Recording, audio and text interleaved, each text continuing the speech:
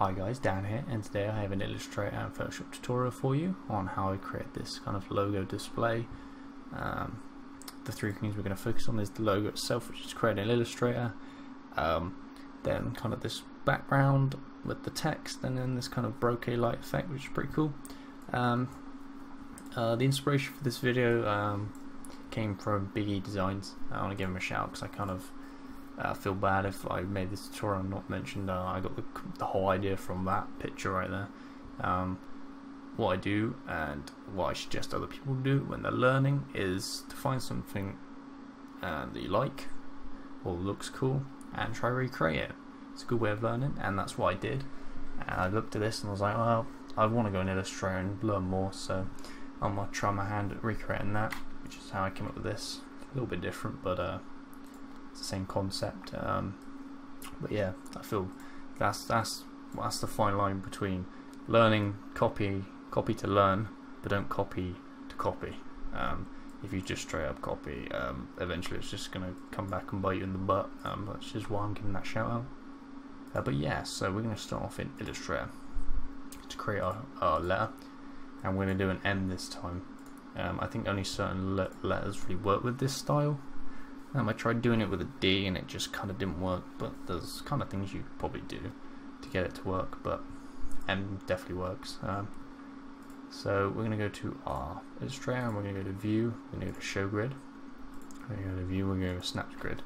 Now just make sure when you're on Snap to Grid, I've noticed for some reason after the big update to Illustrator and Photoshop, well, not really Photoshop because we're in Illustrator, but it doesn't always snap to grid, so you need to double check.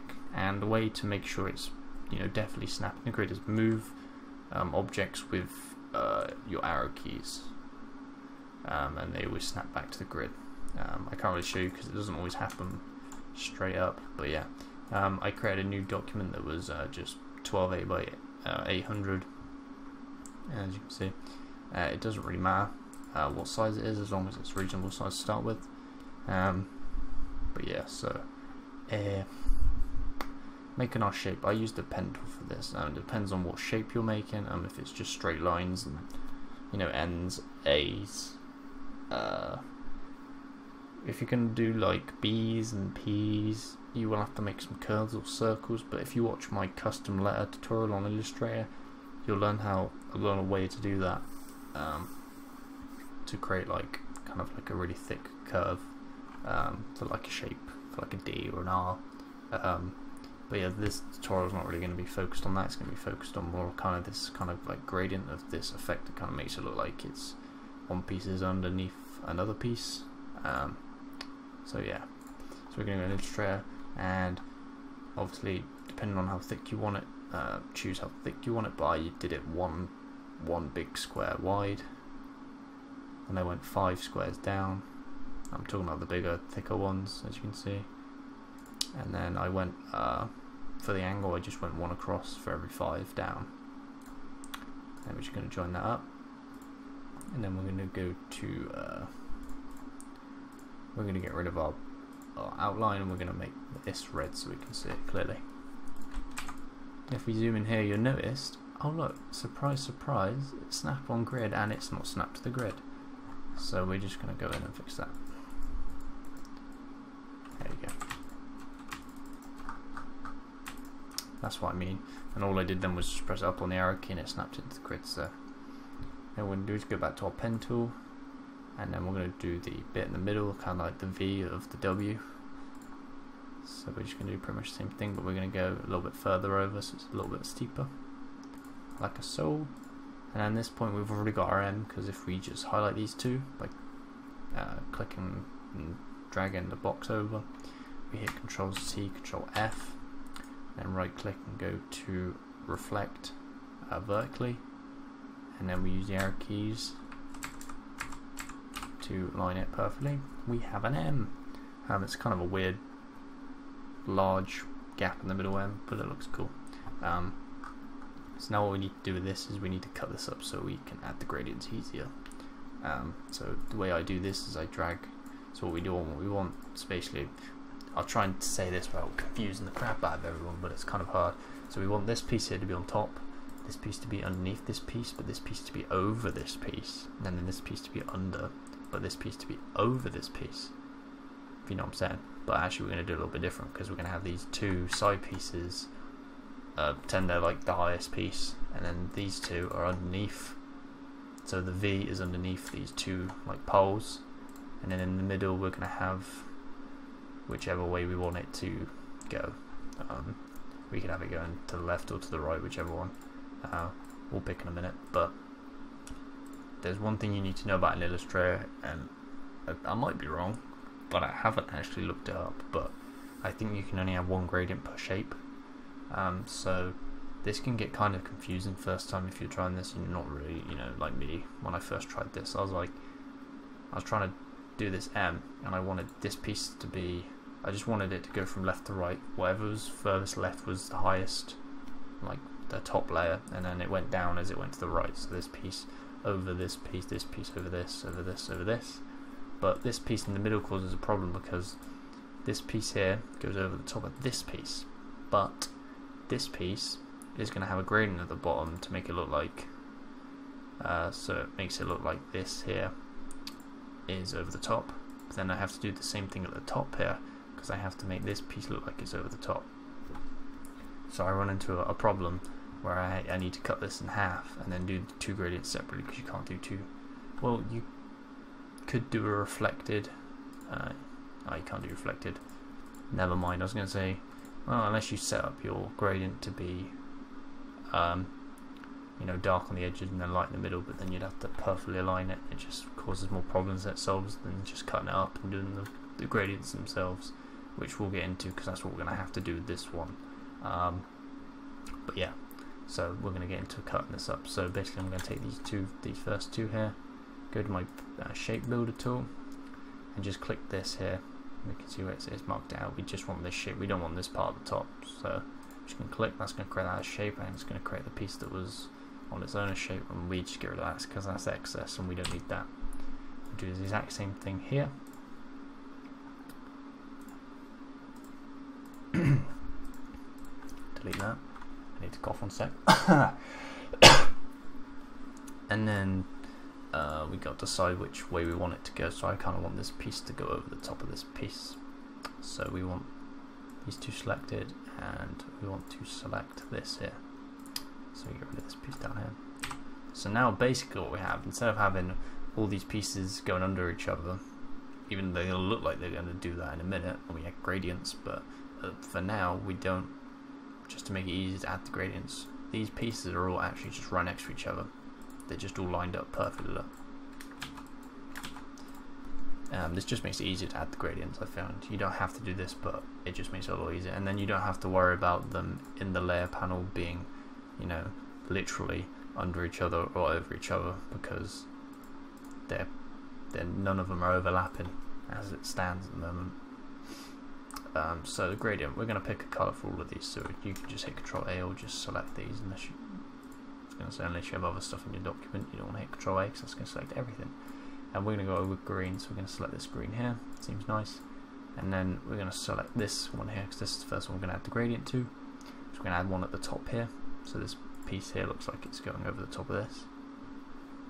We're going to click our gradient. If you don't have your gradient like box up, you can go to Window Gradient or Control F9, and I have mine open over here on the side because I have enough screen space to do that, and I like it there. That's just how I like my workflow. We're going to select this dark green, and then on the other side, we're not going to add another point. We're going to click this point, and we're going to make the same green we had before. And already you can kind of see this effect happening before I've even done anything. It looks like it's over the top, but that is way too much. So we're going to hit G while this. We're going to select this and hit G. Basically, this is our gradient tool, and this just allows us to put our gradient anywhere. So we get to choose at the angle, where it starts, where it ends, how long it takes to, you know, fade into whatever color. And basically, we just want to create like a short burst up here.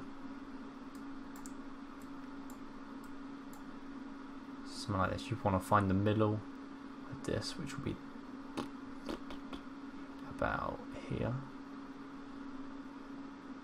That would be the middle if it was about there. about there. And then we kind of want to find out how we. That's perfect right there. Just need to be a bit further out, like that. I think that looks alright. I'm gonna roll with that. I'm gonna go too into it here, because otherwise we'll be here forever. Because I'm quite picky with this stuff. So now we basically just got to copy what we just did over there.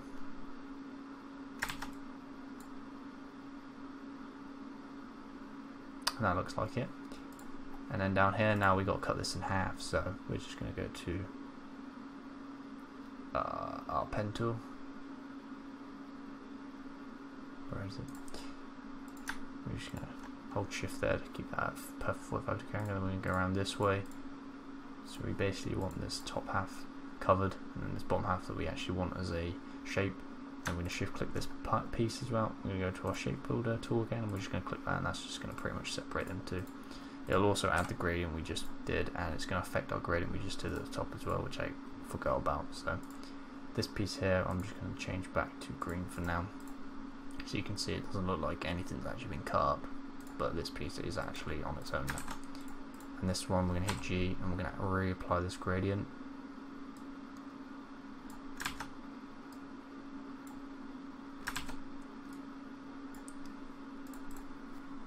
Yeah, that looks good. Then we go back to this piece, and we're going to do the same thing here, add the gradient, hit G, and then we're just going to mess around until we get what we're looking for.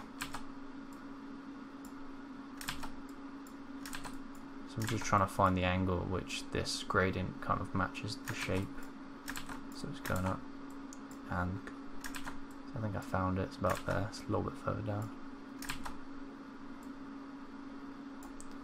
It's like that. That looks good. So now we kind of got this look going. Now we're just going to add some accents to our shape.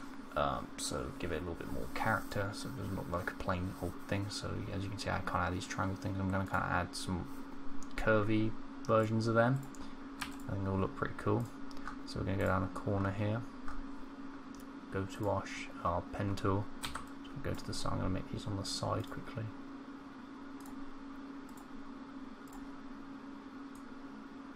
Hold shift here.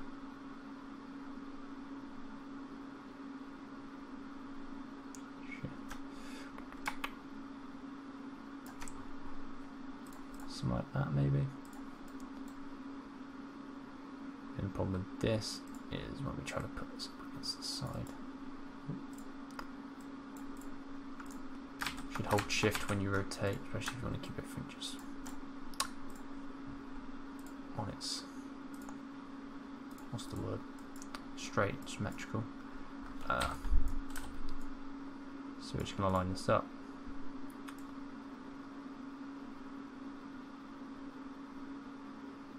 As you can see, when you hold long enough, you notice it's not snapping to grid anymore.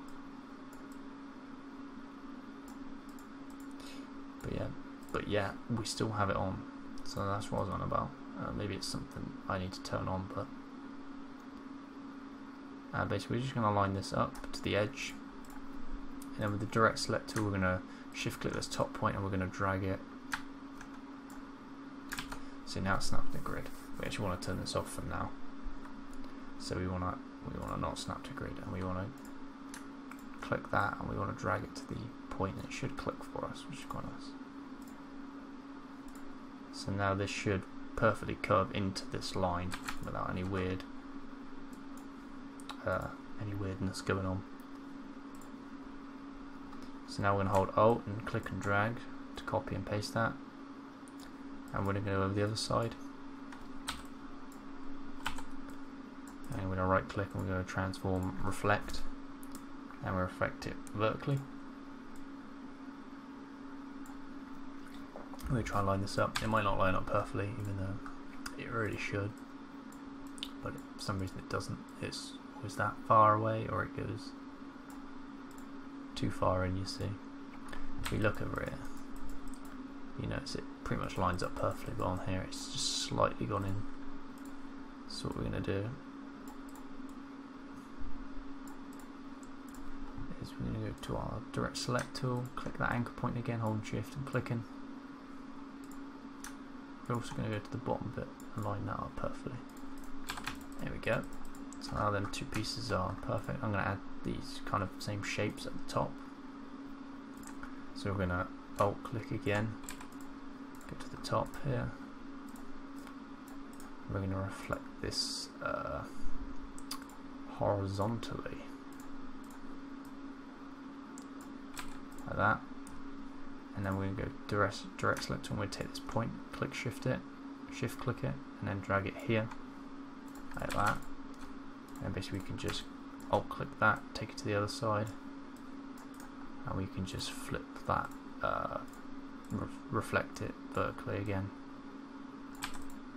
And unlike down the bottom, that has lined up perfectly. So now we have these kind of accents, looks kind of cool, gives it a bit of character, makes it look different. Now what we're going to do is we want to select all of these, holding shift and click on all of them, and then right clicking and go into arrange and center back. We want to do this because when we're about to use the Pathfinder to merge them into a shape, so it's all one shape, which you don't have to do. We could just colour these green and they will fit because we haven't had gradients on these two pieces here, but we're going to do it anyway, but which I'll show you what I mean. So if we took these pieces right now and made them green, same green, it looked like they fits in. So, but what we're actually going to do is we're just going to merge them with this, so they're just going to take the properties of whatever this shape is getting it merged into, because it's on top. If these were on top, when we merge them they would go red, which is what we don't want. So we're going to select both these, holding shift, and then when your Pathfinder's open, if you want your Pathfinder, go to window Pathfinder, if not hit shift control F9, and then just hit this one, ignite. Is it ignite or unite? I think it's unite. Yeah, unite. Hit ignite, don't know why I said that. Yeah, and then that should just join them up for you, like so. And there we go. We have this cool M. Kind of reminds me, because of the green, it kind of looks like thorns on a bush. So this could kind of be some sort of gardening logo. I don't know, Mary's garden. I don't know, I just made that up. But yeah, now this is basically all we need taken to Photoshop. So we're just going to select all of this, hit Control C, go into Photoshop, create a new file at 920 by 1080, which is what this is. You can do whatever size you want. Unlock the layer, then hit Control I to invert that from white to black, and then Control V to paste, and paste it as a smart object. And now it's still a vector, so we can scale this up or down. And look, there's a W, it's crazy. So it's up to you. Probably gonna keep it about what it was. And you'll notice, I've just noticed something, the line here, it's not perfectly aligned both sides, and neither is this piece here. So if you ever get any imperfections like that, what we could have done is just constantly duplicate a load of them in Photoshop to get rid of that. But you notice when you do zoom in on Illustrator, they're not there, which is kind of weird. But basically we can fix this by this piece doing it. We can fix it by going in, shift clicking both of these and dragging these up. Like that. We could do that, but what I'm actually going to do, thinking about it, because it is such a small, that could probably be touched up in Photoshop. So we're going to go back, we're going to paste it, and we're going to just duplicate it a load of times. Now once we merge these, it's then going to be it's not going to be a vector layer anymore. So if we ever want to resize this, we can't. So we hit Control E, and now it's not a vector anymore. So if we paste this in, because we haven't resized it, it doesn't look any different really. I'm just trying to see now if it looks any different. It's a tiny bit more pixelated, but it's better than having them weird gaps there. So what we're going to do now is just going to keep this centered, and we're going to create the background. So what I did is to achieve this effect, I have a just got to double check. So we have a gradient on the background, which is kind of a dark grey to a black pretty much. which is kind of like this. But I'm pretty sure the black wasn't completely black. It was ever so slightly the darkest grey possible, and then like a kind of a lighter dark grey.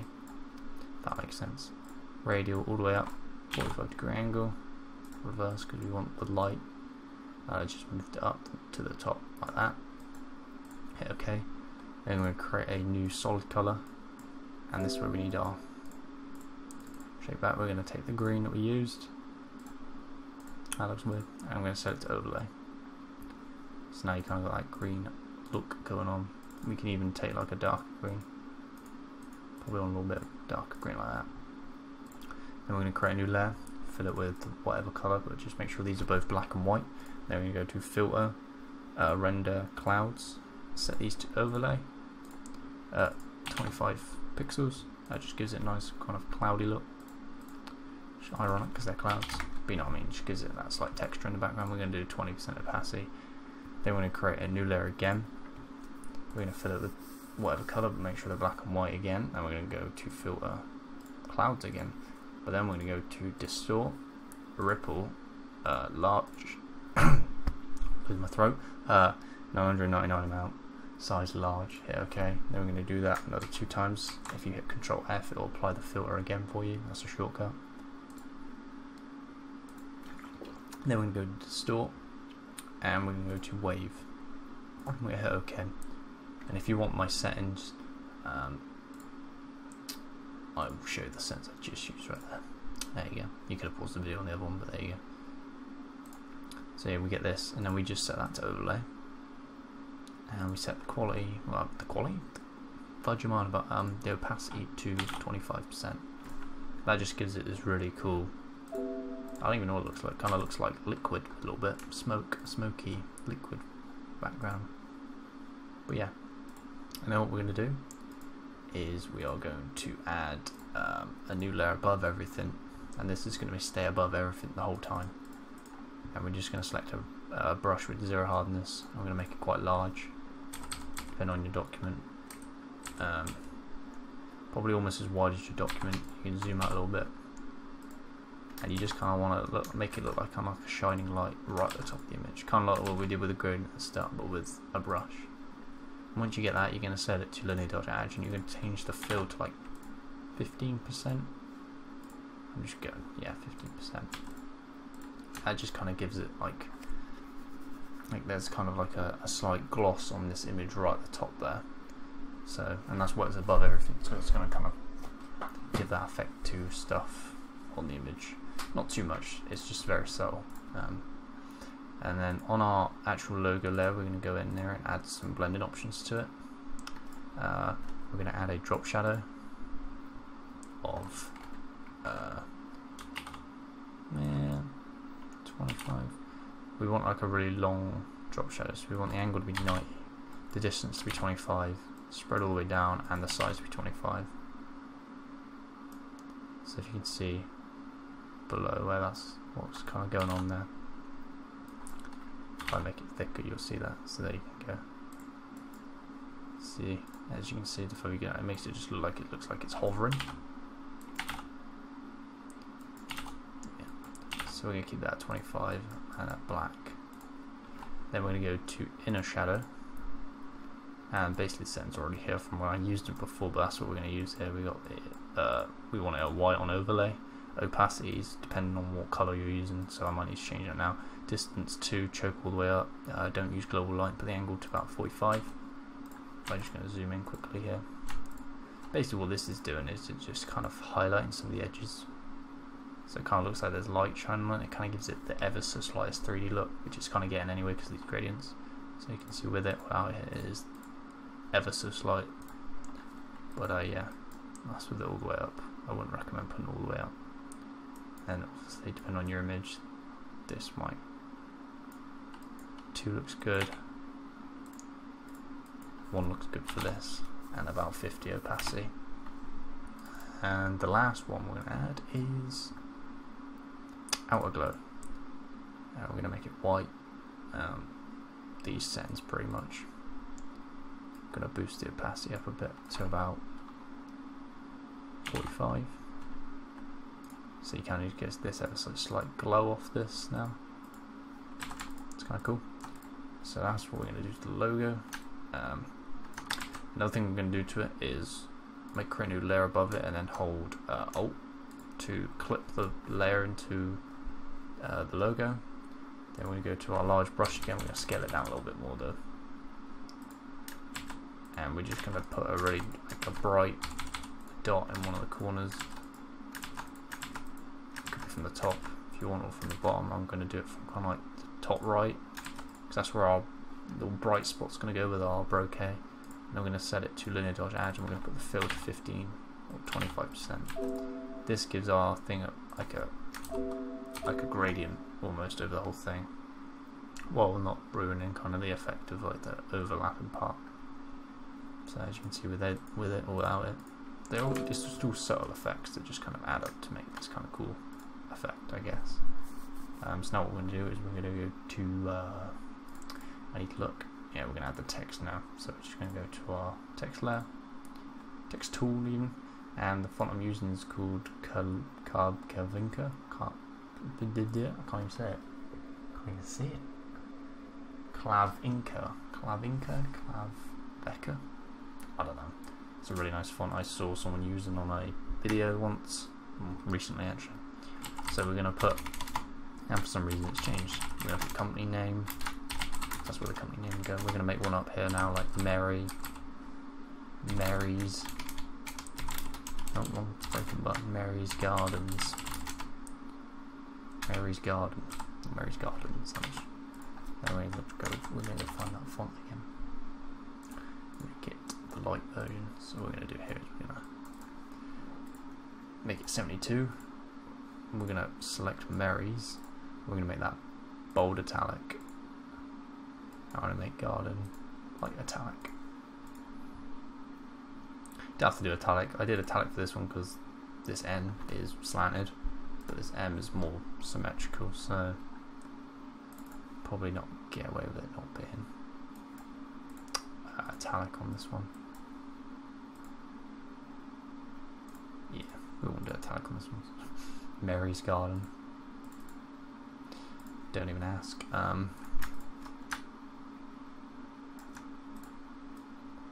Then we're going to have a slogan. God is my garden. I don't even know. That's literally what just came to mind. And I actually know. The Garden of Gods. Yeah, what up? And then we're going to make this light, and we're going to put it to size about 30 or 36 even. This one's going to be in line. As you can see with this one, I did it slightly over because it kind of got the slanted look, but we don't have it here. So we can line this up perfectly like that. See how clean this font is, man. I love this font. Do a little bit further because we want it based off how between the Y. There we go.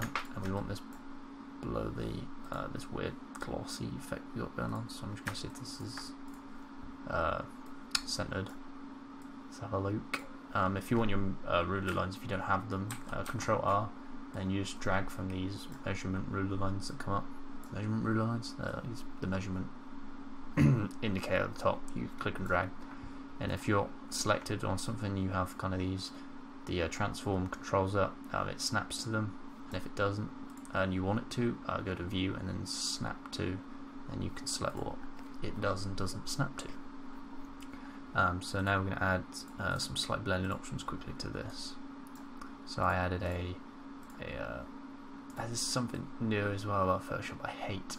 It's instead of just having a default thing that the gradient or whatever the blending options go to, now they go back to what you used last time.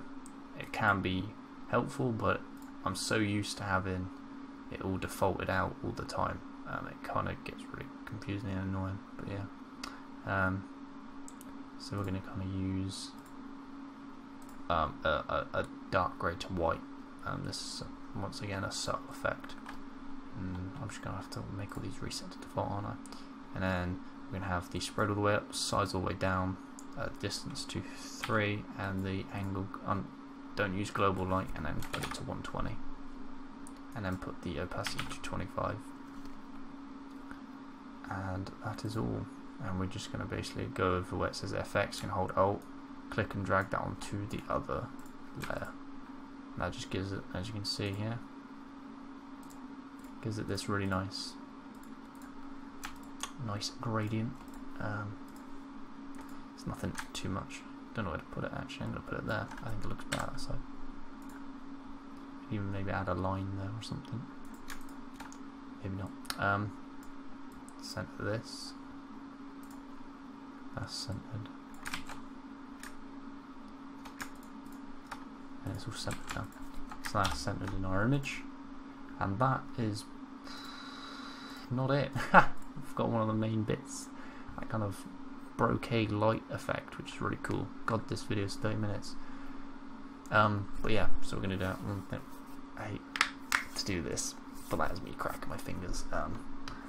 But yeah, we're going to go to our brush tool, create a new layer. We're going to use the same brush we've been using before. This is kind of just feathered out one, 0 hardness. And we're going to make one that's kind of small, like a 175. And then we're going to put it where we want it, about there. And we're going to duplicate that one and just scale it up quite large, like that. Select both these layers, make them linear dodge add, put the fill to 25%. Then you kind of get this kind of hazy look around it, and then kind of the bright spot from the middle one. Then what we're going to do is create a new layer above that, but not above this whole glossy look thing at the top. And we're going to go to our brush tool, and we're going to create bokeh. I'm going to use these ones I got down here because these look a little bit better than just using normal circles. And actually I'm going to use hexagons this time. This one. I'm going to make them a little bit smaller, don't want them too large, like 150. We'll go to our shape tool, turn something into like bokeh. So if you just had, you know, like a circle, basically go shape dynamics, tick that on, put size G all the way up, scattering all the way up, both axes, transfer, opacity G and flow G all the way up, and then you can mess with the spacing. It's usually at 25% or something like that, which is crazy for this one, so we don't want too many. So I'm going to have it about 100%. That looks good. You just want something, because we're going to, then what we're going to do is we're going to make sure we're on this layer, and we're going to hit the layer mask. And then we're going to hit Control I to invert the layer mask so everything's hidden. And then we're going to go back to our brush tool, and we're going to select our feathered out brush. And we're going to increase the size to about, not that much.